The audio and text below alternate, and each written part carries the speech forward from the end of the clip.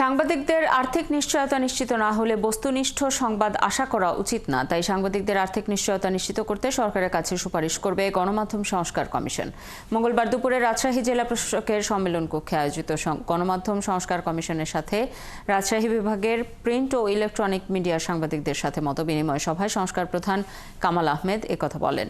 এ সময় তিনি বলেন, সংবাদ প্রকাশের জেরে সাংবাদিকদের বিরুদ্ধে মামলা হলে তা প্রতিষ্ঠানকে মোকাবেলা করা সহ সাংবাদিকদের নিরাপত্তায় যথাযথ সুরক্ষা সামগ্রীও প্রতিষ্ঠানকেই সরবরাহ করতে হবে।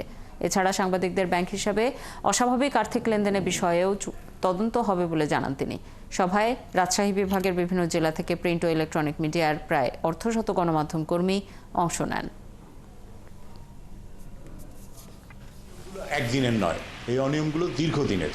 গত 15 বছর ধরে পরিস্থিতির ক্রমাগত অবনতি হয়েছে এবং রাজনৈতিক বিবেচনাতেই গত 15 বছরে সংবাদ মাধ্যমে যেই সংখ্যার বিস্ফোরণ ঘটেছে, আপনার টেলিভিশন, রেডিও কিংবা নিউজ সংবাদপত্রের অনুমতি যেই সংখ্যায় দেওয়া হয়েছে, সেটা অবিশ্বাস্য।